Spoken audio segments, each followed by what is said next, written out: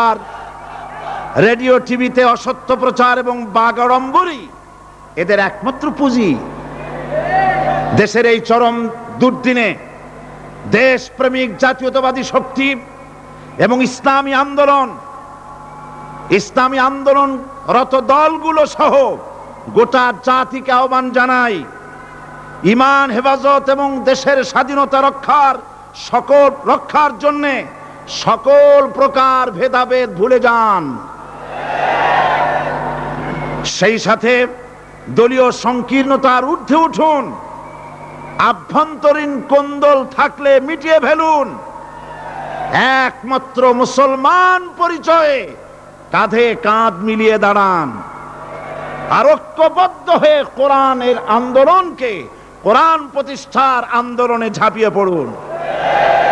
সকলকেই মনে রাখতে হবে কাফের মুশরিক মুনাফিকদের অধীনে গোলামীর জিন্দেগির চাইতে ঈমান হেফাজত এবং স্বাধীনতা রক্ষার জিহাদে শরীক হয়ে শাহাদাতের মৃত্যু হাজার গুণে শ্রেয়।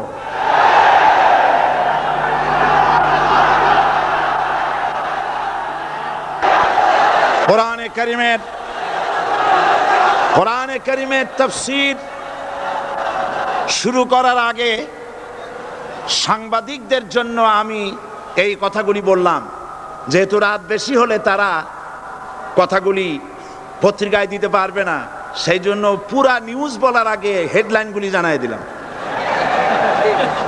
তবে সাংবাদিকদের ব্যাপারে আমার একটু কথা আছে। সেই কথা হচ্ছে, সাংবাদিকতা মহান পেশা। সব সময় আমরা সম্বোধন করি সাংবাদিক বন্ধুগণ, আমরা জাতির বিবেক তাদেরকে মনে করি, ঠিক কিনা বলেন? এই চট্টগ্রাম তাফসীরুল কোরআন মাহফিল কি নিয়ে যা ঘটলো সাংবাদিকদের মাধ্যমেই গোটা জাতি এবং দুনিয়া জানতে পেরেছে। ওই সব সাংবাদিকদেরকে আমি আমার অন্তরের অন্তঃস্থল থেকে মোবারকবাদ জানাই, যে সব সাংবাদিকরা জীবনের ঝুঁকি নিয়ে সত্যকে বিকশিত করেছেন। কিন্তু তার মধ্যেও কিছু কিছু সাংবাদিক আছে, আমি তাদেরকে দু একটি কথা না বলে পারবো না। বলবো? বলাই লাগবে। তার মধ্যে একটি পত্রিকা যার নাম জনকণ্ঠ ওরফে রকণ্ঠ, এই পত্রিকাটি আজ রিপোর্ট করেছে জনকণ্ঠ, সশস্ত্র ক্যাডার প্রহরায় চট্টগ্রামে সাঈদীর তাফসীর মাহফিল শুরু। আজকের এই লক্ষ লক্ষ জনতাকে জিজ্ঞেস করতে চাই, এই লক্ষ লক্ষ জনতা আপনারা কোন সশস্ত্র ক্যাডার চোখে দেখেছেন?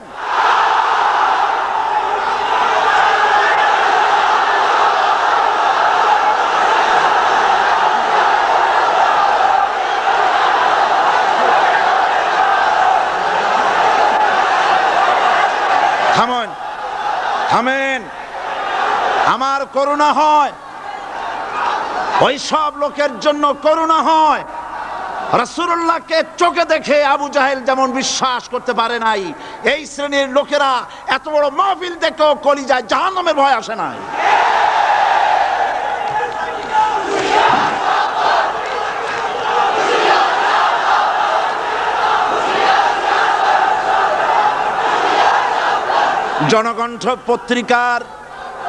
জনকণ্ঠ পত্রিকার সাংবাদিক যদি খুঁজে খুঁজে সশস্ত্র ক্যাডার আপনি এভাবে খুঁজে খুঁজে পান, সাংবাদিকতার চাকরি ছেড়ে পুলিশে চাকরি নিন।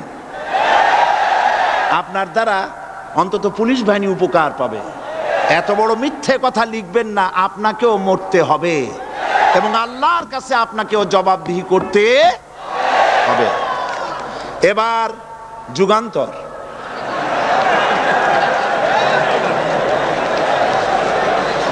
যুগান্তর পত্রিকা নতুন বেরিয়েছে।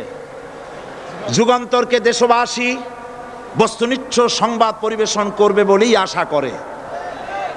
জনকণ্ঠের মতো জঘন্য কণ্ঠে যুগান্তর পরিণত হোক, জাতি তা চায় না। যুগান্তরের রিপোর্টার কি রিপোর্ট করলেন? আপনি লিখেছেন হাইকোর্ট, আপনি যা লিখেছেন আমি তা পড়ছি। সাইদি বলেন এ সরকারকে জালিম সরকার আখ্যায়িত করে বলেন, আগুন নিয়ে খেলা করবেন না, বেশি বাড়াবাড়ি করলে পিটিয়ে দিল্লিতে পাঠায় দেব।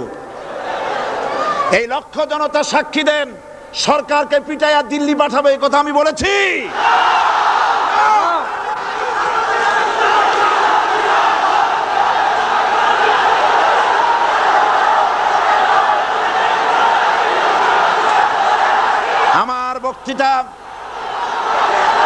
আমার বক্তব্য রেকর্ড হয়, টিভি আছে, ভিডিও আছে।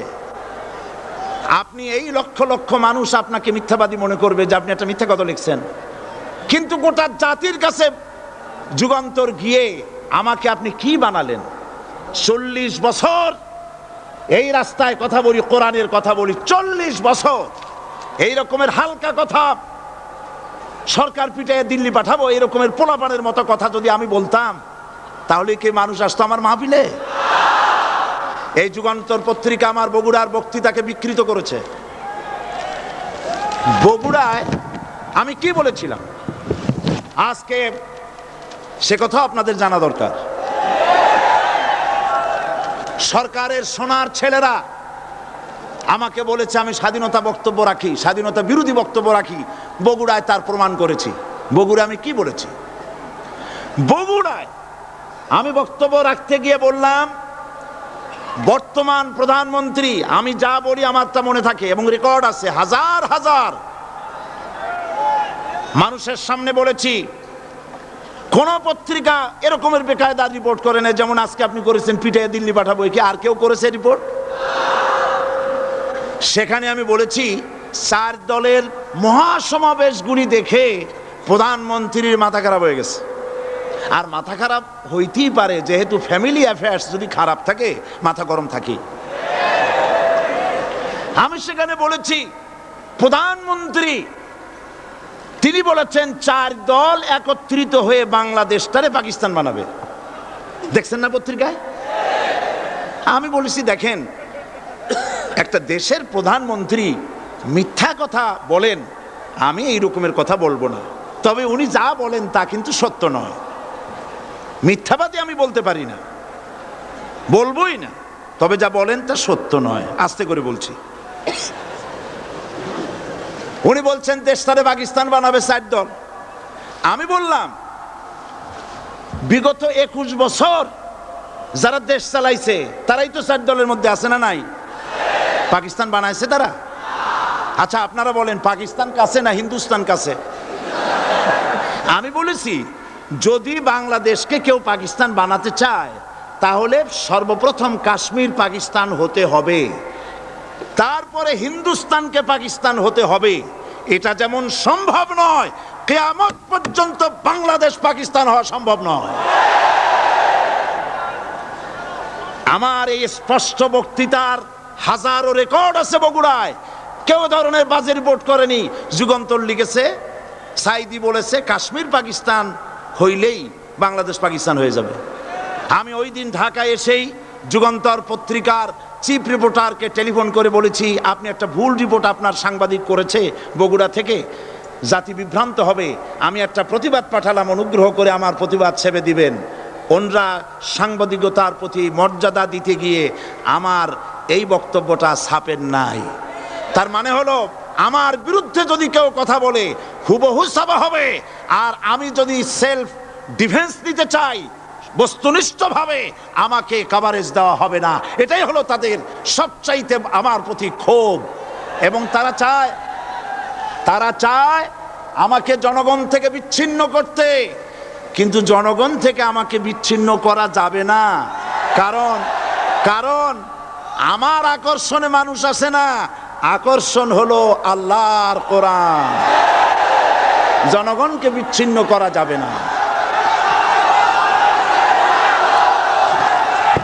আমি তাফসীরের আগে যুগান্তর পত্রিকার সাংবাদিককে অনুরোধ করব, আপনি অনুগ্রহ করে আপনি এই সংশোধনটি মেহেরবানি করে পাঠিয়ে দিন যে গতকাল যে কথা বলা হয়েছিল যে সরকারকে লাঠি দিয়ে পিটাইয়া দিল্লি পাঠায় দেবো, এই কথা যে এটা আমি ভুল লেগেছি। মানুষ ভুল স্বীকার করলে কোনো অপরাধ নাই, অন্যায় নাই। আমরা আশা করব আগামীকালের যুগান্তরে আমরা দেখব যে আপনি ভুল স্বীকার করেছেন, এর দ্বারা যুগান্তরের মান কমবে না, মান বেড়ে যাবে। আর যদি ভুল স্বীকার না করেন, আল্লাহর অভিশাপের জন্য প্রস্তুত থাকবেন। দরুদ শরীফ পড়েন, আল্লাহুম্মা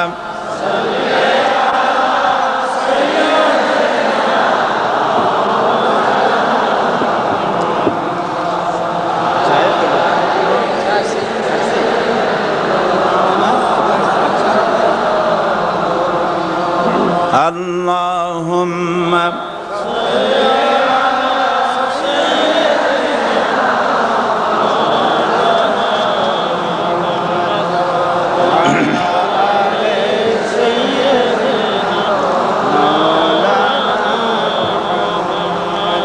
বন্ধুগণ, কোরআনে কারীম হচ্ছে বিশ্ব মানবতার জন্য সর্বশ্রেষ্ঠ হেদায়েতের কিতাব। এই কিতাব আল্লাহ রাব্বুল আলামিন অবতীর্ণ করেছেন গোটা মানব গোষ্ঠীর জন্য, পৃথিবীর সমস্ত মানুষের জন্য আল্লাহ পাক এই কোরআন নাজিল করেছেন। কোরআন কার বাণী? এই কোরআনকে যারা অনুসরণ করবে তাদের সম্পর্কে আল্লাহ পাক বলেছেন, ফামান তাবিআ হুদায়া ফালা খাউফুন আলাইহিম ওয়ালা হুম ইয়াহজানুন। কোরআন যারা অনুসরণ করবে, কোরআন যারা মেনে চলবে, তাদের জন্য কোনো ভয় নাই, কোনো চিন্তা নাই। কোরআনের আইন যারা মানবে, কোরআনের শাসন যারা মানবে, তাদের জন্য কোনো ভয় নাই, চিন্তা নাই। কোরআন আল্লাহ রাব্বুল আলামিন এই পৃথিবীতে তাবিজ লেখার জন্য পাঠান নাই। এ কোরআন শুধু চুমা খাওয়া, মাথায় লাগাবার জন্য, বুকে লাগাবার জন্য পাঠান নাই। কোরআন পাঠিয়েছেন আল্লাহ রাব্বুল আলামিন, মানুষেরা কোরআন পড়বে, কোরআন বুঝবে, আর কোরআনের বিধান অনুযায়ী ব্যক্তি, পরিবার, সমাজ এবং রাষ্ট্র গড়বে। বলেন আলহামদুলিল্লাহ। এই জন্য কোরআন নাজিল হয়েছে। রাসূল করিম সাল্লাল্লাহু আলাইহি ওয়াসাল্লাম কোরআনে কারীম দিয়ে একটি সমাজ বিপ্লব করেছিলেন। কোরআন নাজিল এর উদ্দেশ্য আর রাসূল পাঠাবার উদ্দেশ্য সম্পর্কে আল্লাহ পাক বলছেন, হুয়াল্লাযী আরসালা রাসূলাহু বিল হুদা ওয়া দীনিল হক লিইয়ুযহিরাহু আলাদ-দীনি কুল্লিহি ওয়া কাফা বিল্লাহি শাহীদা। আমি আমার রাসূলকে দ্বীনে হক আর সত্যের বিধান সহকারে দুনিয়ায় পাঠিয়েছি, এই জন্যে লিইয়ুযহিরাহু আলাদ-দীনি কুল্লিহি আই লিইয়ুগলিবাহু আলা সাইরিল আদিয়ান, যাতে করে মানব গোষ্ঠীর উপরে, মানুষের তৈরি করা মতবাদের উপরে ইসলামকে যেন বিজয়ী করে দেন। ইসলাম বিজয়ী করে দেওয়ার জন্যে, কোরআনকে বিজয়ী ভূমিকা আনার জন্য আমি রাসূল পাঠিয়েছি, বিধান পাঠিয়েছি। সেই আল্লাহ পাক আমাদের জন্য এ কোরআন দিয়েছেন পৃথিবীতে আইন এবং বিধান মেনে চলার জন্যে। এই কোরআন মানুষের ইহকাল এবং পরকালের মুক্তির দিশা দেখায়। কোরআন যারা মানে তারাই শান্তি পায়, যারা মানে না তারাই অশান্তি মধ্যে বসবাস করে। আজকে আপনারা বলেন, পৃথিবীতে সবচাইতে অশান্তিতে কারা? মুসলমান। পৃথিবীতে সবচাইতে অশান্তিতে কারা? তাহলে অর্থ দাঁড়ায় এই যে কোরআন যাদের কাছে থাকবে, কোরআন যারা তেলাওয়াত করবে, কোরআনের আইন কানুন যারা পড়বে, কোরআন যাদের বাড়িতে থাকবে, তারাই সব থেকে অবহেলিত, লাঞ্ছিত হবে। অর্থ কি তাই হবে নাকি? না, তা হবে না। আল্লাহ পাক বলেছেন, তাহা মা আনজালনা আলাইকাল কুরআনা লিতাশকা। নবী হে, এই কোরআন আমি অবতীর্ণ করেছি এজন্য নয় যে কোরআন আপনার ভাগ্যকে বিনষ্ট করে দেবে, বরং কোরআন এসেছে ভাগ্যকে সুপ্রসন্ন করার জন্য। সুবহানাল্লাহ। সেই কোরআন থেকেই আমরা আলোচনা করেছি। গতকাল আলোচনা করেছিলাম সূরা আল বাকারার 255 নম্বর আয়াত। আয়াতটার নাম কি? আয়াতুল কুরসি। গতকালকের মতো আজও আসুন আমার সাথে তেলাওয়াত করেন। আউযু বিল্লাহি মিনাশ শাইতানির রাজিম। বিসমিল্লাহির রাহমানির রাহিম। প্রত্যেক অক্ষরে অক্ষরে 10 করে নেকি এখন আমাদের নামায় আমলে লেখা হচ্ছে। সুবহানাল্লাহ। গলা ছেড়ে দিয়ে সবাই পড়েন আমার সাথে। আল্লাহু লা ইলাহা ইল্লা হুয়াল হাইয়ুল কাইয়্যুম লা তাখুযুহু সিনাতুন ওয়ালা নাওম লাহু মা ফিস সামাওয়াতি ওয়া মা ফিল আরদ মান ذا الذي يشفع عنده إلا بإذنه يعلم ما بين أيديهم وما خلفهم ولا يحيطون بشيء من علمه إلا بما شاء وسع كرسيه السماوات والأرض ولا يؤوده حفظهما وهو العلي العظيم صدق الله العظيم। আয়াতুল কুরসি হচ্ছে কোরআন শরীফের সর্বশ্রেষ্ঠ আয়াত। সুবহানাল্লাহ। রাসূল বলেছেন আয়াতুল কুরসি হচ্ছে কোরআনে কারীমের সর্বশ্রেষ্ঠ আয়াত এবং আল্লাহ পাকের তাওহীদের ব্যাপারে, সার্বভৌমত্বের ব্যাপারে এত বিস্তারিত অল্পের মধ্যে আর অন্য কোন আয়াতের মধ্যে ভাবে আসে নাই। এই জন্য আয়াতুল কুরসির এত মর্যাদা। কালকে আরো একটি হাদিস শোনাইছিলাম, বোধহয় নিশ্চয়ই আপনাদের মনে আছে। প্রত্যেক ফরজ নামাজের পরে আয়াতুল কুরসি যে একবার পড়বে, তেলাওয়াত করবে, কিয়ামতের দিন আল্লাহ পাক তার সম্পর্কে সিদ্ধান্ত নিবেন, তাকে জান্নাত দিয়ে দিবেন। সুবহানাল্লাহ কইতে ইচ্ছে করলো না? আলহামদুলিল্লাহ বলবেন না? তার অর্থ হলো এই আয়াতুল কুরসি যদি মানুষ পড়ে আর বোঝে আর ওই অনুযায়ী যদি আকীদা তৈরি হয়, জীবন তৈরি হয়, তার জীবন জান্নাতের জন্য তৈরি হয়ে যায়। গতকাল আল্লাহ পাকের সার্বভৌমত্বের কথা আমরা আলোচনা করেছিলাম। আজকে আলোচনা করব আল্লাহ পাকের পরিচয়। আল্লাহ পাক তিনি কে? আমরা বলি আল্লাহ। আমরা কি বলি? বলেন সবাই, কি বলি? আমি অনেকবার আপনাদেরকে এই কথাটা বলেছি, বোধহয় নিশ্চয়ই মনে আছে। আল্লাহ এই উচ্চারণটা আমাদের অনেকের হয় না, কেউ বলে না আল্লাহ। আল্লাহ পাকের উচ্চারণটা হচ্ছে, আল্লাহ পাকের নামের উচ্চারণ হচ্ছে আল্লাহ। মুখটা একটু গোল হয়ে যাবে, বলেন আল্লাহ আল্লাহ সুবহানাল্লাহ। পৃথিবীতে বিভিন্ন জাতি তার স্রষ্টাকে, তারা যাকে স্রষ্টা মনে করে, বিভিন্ন নামে ডাকে। কেউ বলে ভগবান, কেউ বলে ঈশ্বর, কেউ বলে পরমেশ্বর, কেউ বলে বিধাতা, কেউ বলে গড। বিভিন্ন নামে লোকেরা এভাবে ডাকে। তো ভগবান বললে তার প্রতিশব্দে স্ত্রীলিঙ্গে কি আসে? বলেন ভগবতী। ঈশ্বর বললে স্ত্রীলিঙ্গে কি আসে? ঈশ্বরী। বিধাতা বললে তার স্ত্রীলিঙ্গে কি আসে? বিধাত্রী। গড, এটার স্ত্রীলিঙ্গে আসলে কি হবে? তো প্রত্যেকটি তারা যে ভাষায় আল্লাহকে ডাকে, প্রত্যেকটি ভাষায় স্ত্রীলিঙ্গে একটি প্রতিশব্দ আসে। আল্লাহ এর স্ত্রীলিঙ্গে, এর প্রতিশব্দে আরেকটি শব্দ কি গোটা বিশ্ব খুঁজে পাওয়া যাবে? জোরে বলেন, যাবে? যাবে না। এবং অন্যান্য নামগুলি সন্ধি বিচ্ছেদ করলে অর্থই হবে না।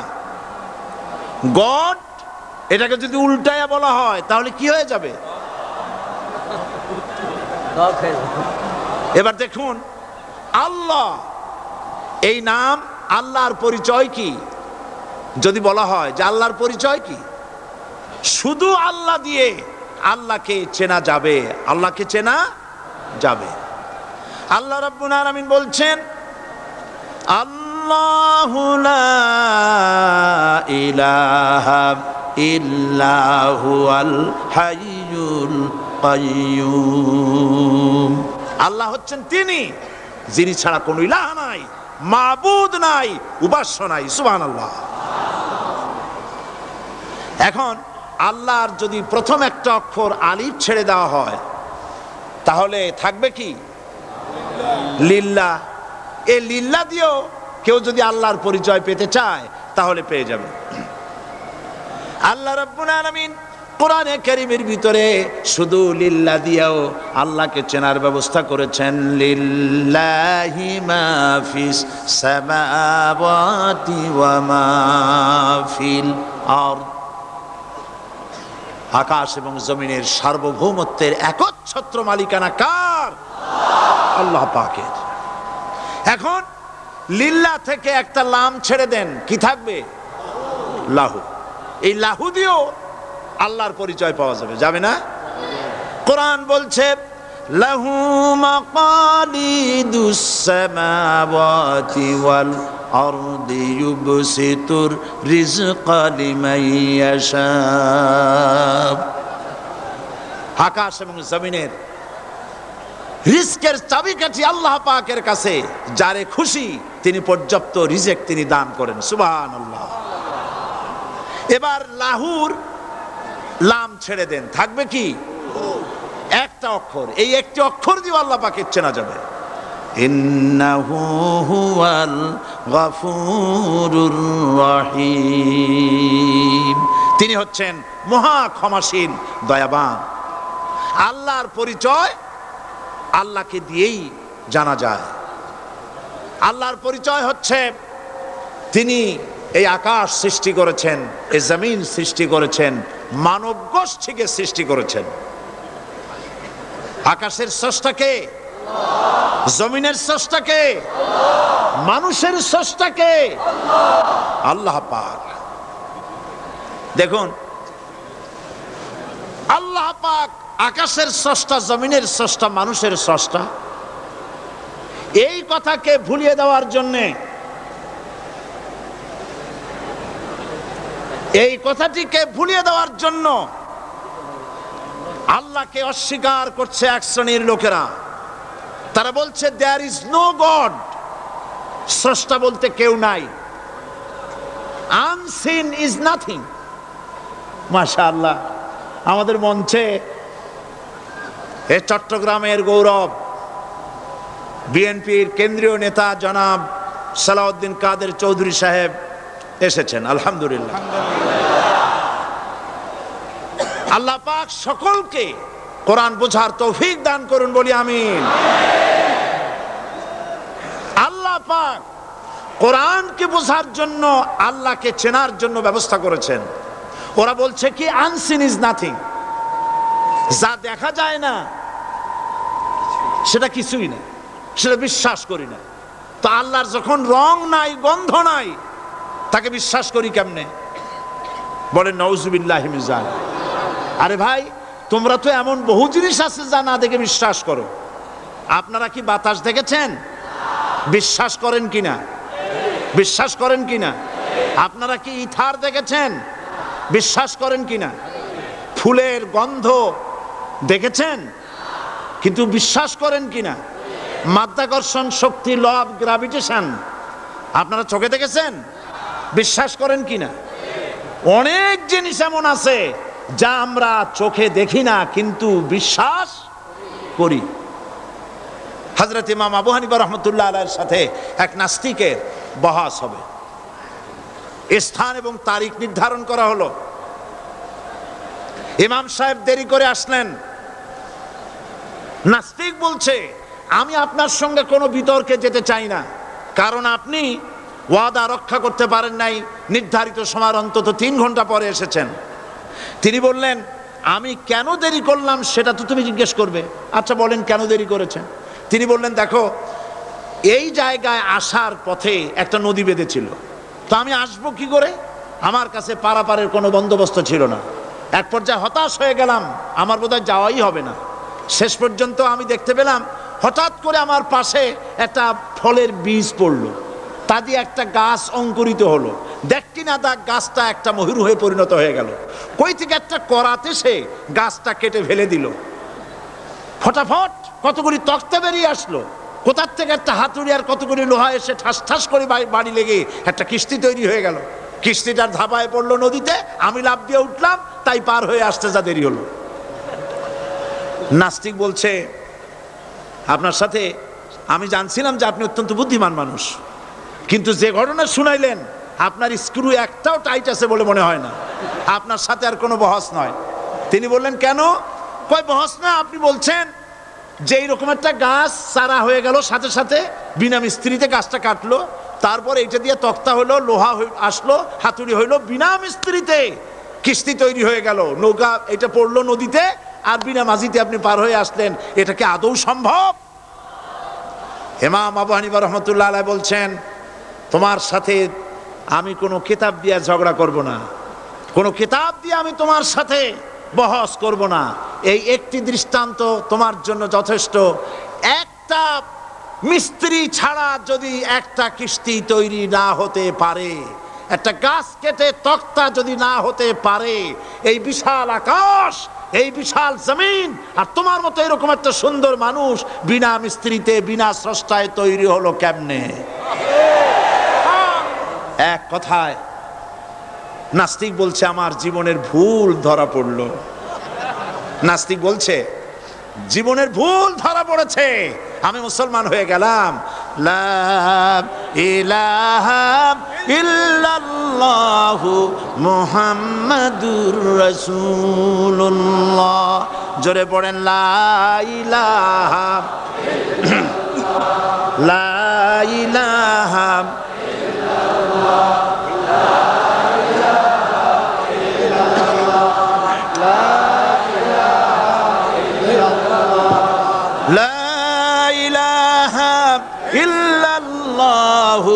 মুহাম্মাদুর রাসূলুল্লাহ।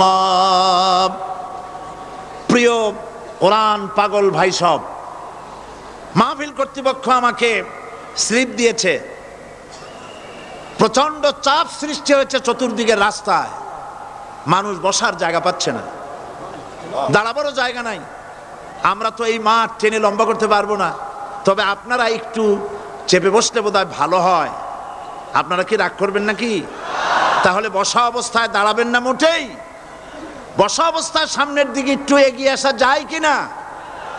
তাহলে তাই করুন, দাঁড়াবেন না কেউ, বসা অবস্থায় সামনে চাপেন, আর দাঁড়ানো ভাইরা সুযোগ গ্রহণ করেন। জোরে সোরে জিকির করেন, সুবহানাল্লাহ ওয়ালহামদুলিল্লাহ লা ইলাহা ইল্লাল্লাহ, সুবহানাল্লাহ ওয়ালহামদুলিল্লাহ লা ইলাহা ইল্লাল্লাহ। আরো জোরে পড়েন, সুবহানাল্লাহ ওয়ালহামদুলিল্লাহ লা ইলাহা ইল্লাল্লাহ, সুবহানাল্লাহ ওয়ালহামদুলিল্লাহ লা ইলাহা ইল্লাল্লাহ, লা ইলাহা ইল্লাল্লাহ ইল্লাল্লাহু মুহাম্মাদুর রাসূলুল্লাহ। আমি দাঁড়াতে বলি নাই, মেহেরবানি করে বসুন, কান মন দিয়ে আল্লাহর পরিচয় শুনুন। কেবলমাত্র হতভাগা কপাল পোড়া যারা, তারাই নাস্তিক হতে পারে, ঠিক কিনা? আমি মনে করি না এই মাহফিলে কোনো নাস্তিক আসছে। আমি বিশ্বাস করি সকলে আল্লাহরে বিশ্বাস করে, কোন আলহামদুলিল্লাহ। কিন্তু কপাল পোড়ারা তারা বলে আল্লাহ নাই। এই ধরনের এক কপাল পোড়া ঢাকা বিশ্ববিদ্যালয় ছিল, মরছে। তার মৃত্যুতে দেশের প্রধানমন্ত্রী বলেছেন জাতির অপূরণীয় ক্ষতি হলো। আমি বললাম অপূরণীয় ক্ষতি হয় নাই, শয়তানটা কমছে। সে মরার আগে বলেছে কি জানেন? মরার আগে বলেছে আমার লাশ গোসল হবে না, দাফন হবে না। এইটারে মরার পরে তোমরা মেডিকেল কলেজে দিয়ে দিবা, তারা আমারে কাটাছেড়া করিয়া অপারেশন শিখবে। বেচারা বুঝতে পারছে যে মরার পর তার অবস্থাটা কি হবে। তো এদিক দিয়ে কাটাছেড়া করে যদি শেষ করে দেয় সেই ভালো, কবরে না যাই। তাকে রাখা হলো বারডেমের ডিপ ফ্রিজের ভেতরে। কদিন পরে তার অন্তিম ইচ্ছে অনুযায়ী মেডিকেল কলেজে পাঠানো হলো। ছাত্র শিক্ষকরা যখনই শুনেছে যে ওই লাশ আসতেছে, তারা রাস্তায় দাঁড়ায় বলছে আল্লাহর হস্তে মাপ চাই, এইটার এদিকে আনবেন না। কারণ জীবনে বাইসে থাকতে যে আল্লাহরে স্বীকার করে নাই, ওরে অপারেশন করে যা শেখবো এতে রুগী শুধুই মরবে, বাঁচবে না কেউ। এরপরে সলিমুল্লাহ মেডিকেল কলেজে নেওয়া হলো, তারাও একই কথা বললো। শেষ পর্যন্ত নিয়ে ডিপ ফ্রিজে রাখছে। এখন কোথায় আছে আমি জানি না। এখন লাশের অবস্থা এই হয়েছে যে রাস্তায় যদি ফালায় দেয় কুত্তাও খাবে না, কারণ এত বাসি লাশ। আমার দেশের কুত্তা এত অভদ্র না যে এত পচা লাশ খাবে। আল্লাহকে অমান্য করলে পরে, অস্বীকার করলে পরে আল্লাহ পাক এইভাবে শাস্তি দেন। আর এগুলার নাম হলো বুদ্ধিজীবী। এগুলোর নাম কি? বুদ্ধিজীবী। আর বুদ্ধিজীবী এটা হচ্ছে জীবী। জীবী মানে কি? পেশা। মৎস্য বিক্রি করে যারা জীবিকা উপার্জন করে তাদের কি বলে? যারা চিকিৎসা শাস্ত্র এই দিয়ে যারা জীবিকা নির্বাহ করে তাদেরকে কি বলা হয়? যারা আইন ব্যবসা করে, আইন ব্যবসা করে জীবিকা নির্বাহ করে তাদের কি বলা হয়? যারা কৃষি পণ্য উৎপাদন করে জীবিকা নির্বাহ করে তাদেরকে কি বলে? আর যারা বুদ্ধি বিক্রি করে ভারতের পাচাটা গোলামি করে তাদের কি বলে? এই কোরআন শরীফে কিন্তু কোথাও বুদ্ধির কথা নাই, সব আছে জ্ঞানের কথা। কোরআন শরীফে কি আছে? কোথাও বুদ্ধির কথা নাই, সব জায়গায় জ্ঞানের কথা।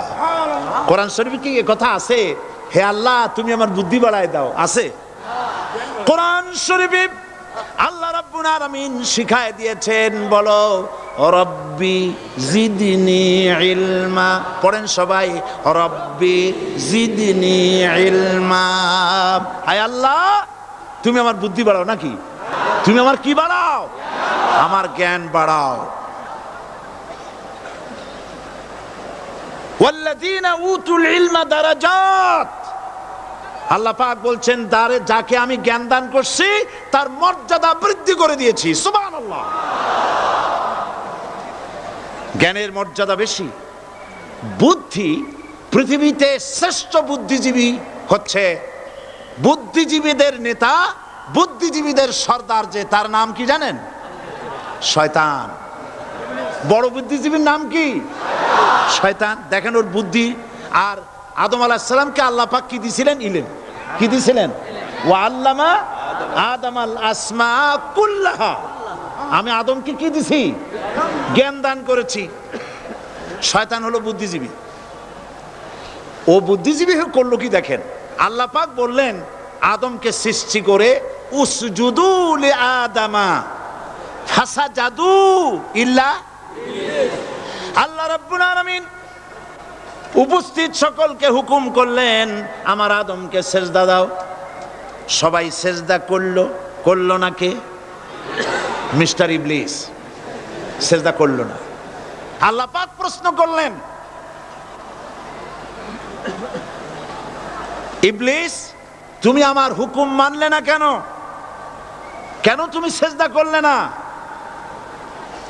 শয়তান তখন বুদ্ধির আশ্রয় নিল। শয়তান বলল, খালাকতানি মিন নার ওয়া খালাকতাহু মিন তিন। আয় আল্লাহ, তুমি তো আমারে বানাইছো আগুন দিয়ে, আর আদমকে বানিয়েছো মাটি দিয়ে। আনা খায়রুম মিনহু, আমি তার থেকে উত্তম।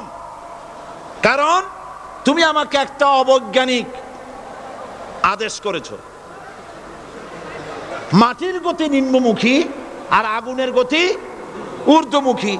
ঊর্ধ্বমুখী জিনিসকে নিম্নমুখী জিনিসের সামনে মাথা নত করতে বলা সম্পূর্ণ আনসাইন্টিফিক। এই জন্য আমি এটা মানতে পারিনি। আল্লাহ পাক বললেন কিচ্ছু না, মানুষ জায়গা না পাই আসতেছে, বসান। এখানে যারা দাঁড়িয়েছে বসা লোকেরা, তাদেরকে বসায় দেন, বসেন। আরে ভাই, আপনারা বোঝেন না কেন? সরকারের সোনার ছেলেরা এইখানে আসার সাহস করবে না।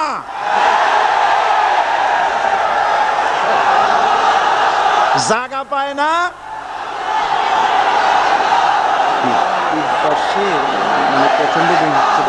করবো কি আমি? কিছু করেন,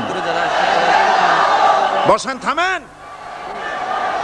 মানুষ বসার জায়গা পাচ্ছে না বলে অসুবিধা হচ্ছে। নড়াচড়া কেউ করবেন না, কোন আওয়াজ করবেন না। আল্লাহ তৌফিক দিন, জোরে কোন আমিন। আল্লাহ পাক বলেন, ইন্নাকা রাজিম মারদুদ, তোর উপরে আল্লাহর লানাত, অভিশাপ, আমার দরবার থেকে বেরিয়ে যা। তাহলে এই হলো বুদ্ধির দশা। এবার দেখেন জ্ঞানের দশা কি। জ্ঞান দেওয়া হয়েছিল কারে বলেন? একটা জিনিস লক্ষ্য করুন, আল্লাহ পাকের হুকুম শয়তান লঙ্ঘন করেছে। আদম আলাইহিস সালামও হুকুম কি করেছেন? অমান্য করেছেন। করেন নাই? ভয় পান নাকি বলতে? আদম আলাইহিস সালাম আল্লাহ পাকের হুকুম অমান্য করছেন কি না? অমান্য করেছেন। কি আল্লাহ পাক বলেছেন? এই জান্নাতের সব কিছু নাজ নেয়ামত ভোগ করো, কিন্তু এই গাছের কাছেও যেও না। নিষেধ করেন নাই? হযরত আদম আলাইহিস সালাম ভুল করলেন, আল্লাহ নিষিদ্ধ বৃক্ষের কাছে গেলেন, স্বামী স্ত্রী দুজনে নিষিদ্ধ ফল ভক্ষণ করলেন। এরপরে হযরত আদম আলাইহিস সালাম মহা চিন্তার ভিতরে পড়ে গেলেন, কি সর্বনাশ করলাম। এখন যদি আল্লাহ যদি আমারে প্রশ্ন করেন আমার হুকুম কেন অমান্য করলে, তাহলে আমি কি জবাব দেব? আদম আলাইহিস সালামের কাছে জবাব ছিল না জবাব? তিনি যদি বুদ্ধির আশ্রয় গ্রহণ করতেন তাহলে তিনি বলতেন, আল্লাহ পাক যখনই প্রশ্ন করেছিলেন তিনি বলতে পারতেন যে আল্লাহ আমি না হয় একটা ভুল করছি, ঠিক আছে, আমি একটা ভুল করে ফেলেছি, কিন্তু তুমি বলো জান্নাতের এত সব গাছ লাগাইলা যেগুলির ফল খাওয়া যাবে, এমন একটা গাছ কেন তুমি সেখানে লাগাইছো যে গাছের কাছেও যাবে না, ফল খাওয়া যাবে না, এমন একটা বিপদ আমার ভালাই লাগান। তিনি যদি বুদ্ধির আশ্রয় নিতেন তাহলে এরকম কথা বলতে পারতেন। আবুল বাশার সমস্ত সৃষ্টি জগতের আদি পিতা হযরত আদম আলাইহিস সালামকে আল্লাহ পাক জ্ঞান দান করেছিলেন। তিনি বুদ্ধির আশ্রয় গ্রহণ না করে তিনি জ্ঞান দ্বারা বুঝতে পারলেন সবলকে দুর্বলকে যদি বাঁচতে হয় মহাশক্তিধরের সামনে বিনা শর্তে মাথা নিচু করে দিতে হয়, আর্গুমেন্ট করা যায় না। সত্য সত্যি আল্লাহ প্রশ্ন করলেন, আদম আমার হুকুমটা ভাঙলা কেন? হযরত আদম আলাইহিস সালাম কোনো আর্গুমেন্ট পেশ না করে তিনি বিনয়ের সাথে কেঁদে কেঁদে বললেন, রব্বানা যালামনা আনফুসানা ওয়া ইন লাম তাগফির লানা ওয়া তারহামনা লানাকুনান্না মিনাল খাসিরিন। সবাই পড়েন, রব্বানা যালামনা আনফুসানা ওয়া ইন লাম তাগফির লানা ওয়া তারহামনা লানাকুনান্না মিনাল খাসিরিন। হায় আল্লাহ পাক, আমি আমার নফসের উপরে জুলম করেছি, অত্যাচার করেছি, তুমি যদি আমাকে ক্ষমা না করো, দেখেন জ্ঞান কত, তুমি যদি আমাকে ক্ষমা না করো আর আমার প্রতি যদি করুণা না করো, তার মানে হলো শুধু ক্ষমা করলে হবে না, শুধু ক্ষমা করলে হবে না, ক্ষমা করে আমার প্রতি করুণা করে আবার তোমার রহমতের কোলে টেনে নিতে হবে, নইলে পরে লানাকুনান্না মিনাল খাসিরিন, ক্ষতিগ্রস্ত হয়ে যাব। মাফও করবা, করুণাও করবা। সুবহানাল্লাহি ওয়া বিহামদিহি। আল্লাহ পাক দুজনকেই পাঠায় দিলেন। শয়তান আসলো, শয়তান হইয়া আদম আলাইহিস সালাম হলেন, তার ভুল মাফ হয়ে গেল, নবুয়তের মর্যাদা দিয়ে আল্লাহ পাক পৃথিবীতে পাঠায় দিলেন। সুবহানাল্লাহ। সুতরাং কোরআন শরীফে কোথাও বুদ্ধির কথা নাই, জ্ঞানের কথা আছে। আল্লাহ পাক বলছেন, আমি আদম, আমি দাউদ এবং সুলাইমানকে জ্ঞান দান করেছি, ইব্রাহিমকে জ্ঞান দান করেছি। কোরআন শরীফের বহু জায়গায় শুধু জ্ঞানের কথাই বলা হয়েছে। সুবহানাল্লাহ। সুতরাং বুদ্ধিজীবী, এই বুদ্ধিজীবীরা তারা আসল জ্ঞানটা নাই। আসল জ্ঞান কোনটা বলেন, কোনটা? ডক্টর শহীদুল্লাহ মরহুম, আমি অনেকবার বলেছি তার কথা, আল্লাহ তাকে জান্নাতুল ফেরদাউস নসিব করুন, বলেন আমিন। ডক্টর শহীদুল্লাহ মরহুম বলতেন তার লোকদেরকে যে তোমরা বিদেশ থেকে অনেক ডিগ্রি নামের আগে আনতে পারো, তোমরা পণ্ডিত, একথা আমি স্বীকার করি, কিন্তু কোরআন শরীফের জ্ঞান যদি না থাকে তাহলে পণ্ডিতের আগে আর একটা শব্দ বসবে, মূর্খ পণ্ডিত। কোরআনের জ্ঞান পাণ্ডিত্যকে পরিপূর্ণ করে দেয়, কারণ ওয়ামা উতিতুম মিনাল ইলমি ইল্লা কালিলা। সুবহানাল্লাহ। আল্লাহ পাক বলছেন তোমাদেরকে সামান্যতম জ্ঞান দান করেছি। কতটুকুন জ্ঞান? কতটুকুন? সামান্যতম জ্ঞান দান করেছি। ইল্লা কালিল বলা হয় নাই, কালিলা, সামান্যতম। তমর অর্থ যারা বোঝেন তারা নিশ্চয়ই বুঝতে পারেন তমটা কি। সামান্যতম, সামান্যের সামান্যের কত কত সামান্যতম তা আল্লাহ পাক ভালো জানেন। এই জন্য আমি বলি, এই যে আল্লাহ সামান্যতম জ্ঞান আমাদের দিলেন, সুবহানাল্লাহ, এই সামান্যতম জ্ঞান যদি এইরকম হয়, গোটা পৃথিবীটা এখন নজরুল ইসলাম আমাদের জাতীয় কবি, আল্লাহ তারেও বেহেশত দান করুন, কোন আলহামদুলিল্লাহ, জোরে বলেন আমিন। নজরুল ইসলামও কবি, আর আমাদের দেশেও সরকারের ঘোষিত কবি, প্রধান কবি। একজন জাতীয় কবি তিনি বলছেন, মসজিদেরই পাশে আমার কবর দিও ভাই, যেন সকাল সন্ধে মুয়াজ্জিনের আজান শুনতে পায়। জাতীয় কবি। আর এই সরকারের দৃষ্টিতে প্রধান কবি যিনি, তিনি বলছেন, ফজরের আজান যখন শুনি মনে হয় বেশ্যা তার খরিদ্দার ডাকতেছে। আমি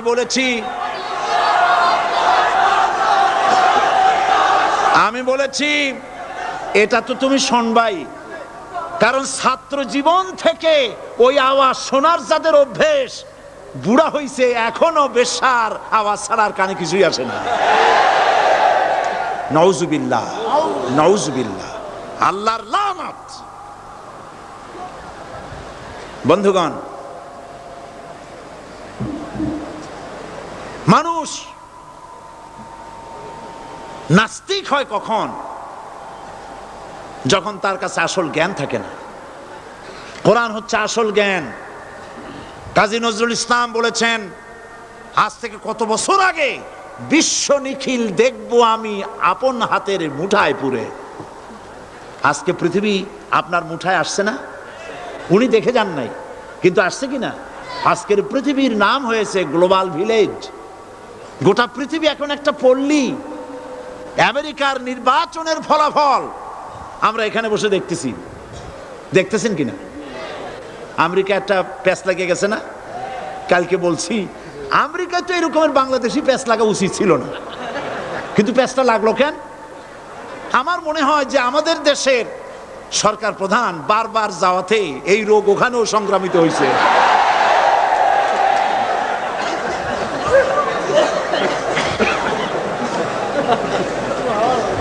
মূল বক্তব্য যেটা, সেটা হচ্ছে পৃথিবী এখন গ্লোবাল ভিলেজ, হাতের মুঠায় চলে আসছে। সারা দুনিয়ার খবর মুহূর্তের ভিতরে পাচ্ছেন, কম্পিউটারের ভেতরে আপনি বাজারঘাট করতে পারছেন। আপনার বাড়িতে কম্পিউটার টিপে, আমি এবার লন্ডন থেকে যখন আসতেছিলাম, এনসাইক্লোপিডিয়া ব্রিটানিকা 2000 সালের বইটা আনতে চাইলাম। তোরা বললো আপনি এটা নেবেন কেমনে, এ তো প্রায় 2 মণ ওজন হয়ে যাবে, এত ভাড়া দেবেন কেমনে প্লেনের? এটা 28 খণ্ড, 2 মণ ওজন হবে, দামও হবে জনমের মতো। তাই বললাম তাহলে আমি নেবো কেমনে? কই যে ডিস্ক নিয়ে যান, কম্পিউটার ডিস্ক। মারাত্মক কথা, সেটা কেমনে? ওরা আমাকে একটা কিনে দিয়ে দিল, এতটুকুন একটা ডিস্ক। এটা ঢুকাই দিলে 2 মণ 28 খণ্ড ওটার মধ্যে ঢুকে গেছে। কি আজীব তামাশা! আপনার কম্পিউটার কে নাকি প্রশ্ন করেছিল যে বর্তমান যুগ তো কম্পিউটারের যুগ, ভবিষ্যতের যুগ কি হবে? যে জবাবে বলেছে ভবিষ্যৎ হবে বেশি কম্পিউটারের যুগ। গোটা দুনিয়া মানুষের মাথার মধ্যে আল্লাহ ঢুকাই দিচ্ছেন, সুবহানাল্লাহ বলবেন না? বিজ্ঞানের আবিষ্কার দেখে যারা কোরআন জানে না, বিজ্ঞানের প্রতি আকৃষ্ট হয়ে তারা মনে করে বিজ্ঞান বুঝি সব। না, বিজ্ঞানের আবিষ্কার যত বাড়বে কোরআন বোঝা তত সহজ হবে। তাও সুবহানাল্লাহ কইতে ইচ্ছা করে না? বিজ্ঞানের আবিষ্কার যত বাড়বে, কিয়ামত পর্যন্ত পৃথিবীর বিজ্ঞানীরা কোরআনের সামনে ভিক্ষুকের মতো 2টি হাত পেতে দাঁড়িয়ে থাকবে।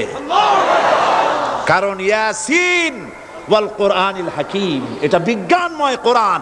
জোরে বলেন সুবহানাল্লাহ। বিজ্ঞান দিয়ে ভরা, সুবহানাল্লাহ। আমি অবাক হই, আল্লাহ বলছেন ওমা উতিতু মিনাল ইলমি ইল্লা কালিলা, সামান্যতম জ্ঞান দিছি।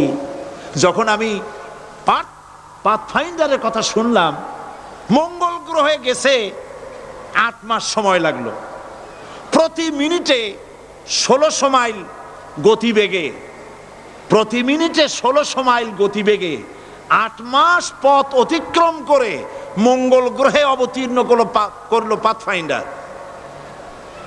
পর্দাটা ফেটে গেল, ছোট্ট 10 কেজি ওজনের একটা গাড়ি বেরিয়ে এলো, 4 চাকার একটা গাড়ি।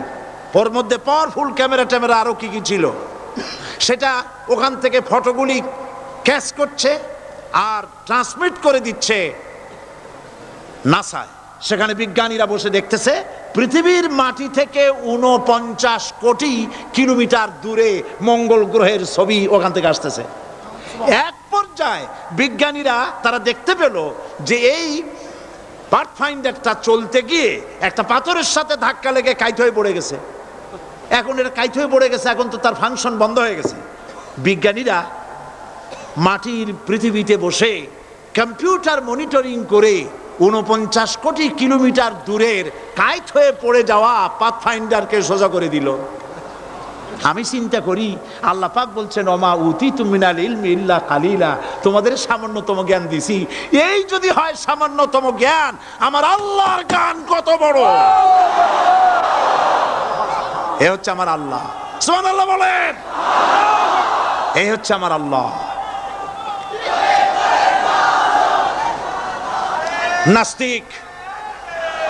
নাস্তিক মুরতাদ পৃথিবীর সবচাইতে নিকৃষ্ট মানব সৃষ্টির ভিতরে, উলাইকা শাররুল বারিয়া, মানব সৃষ্টির ভিতরে সৃষ্টিকুলের মধ্যে আল্লাহ যা সৃষ্টি করেছেন তার মধ্যে সবচাইতে নিকৃষ্ট হলো কাফের। সবচাইতে নিকৃষ্ট কি? যারা আল্লাহকে অস্বীকার করেছে, যারা নাস্তিক, যারা মুরতাদ। আল্লাহ পাক জ্ঞান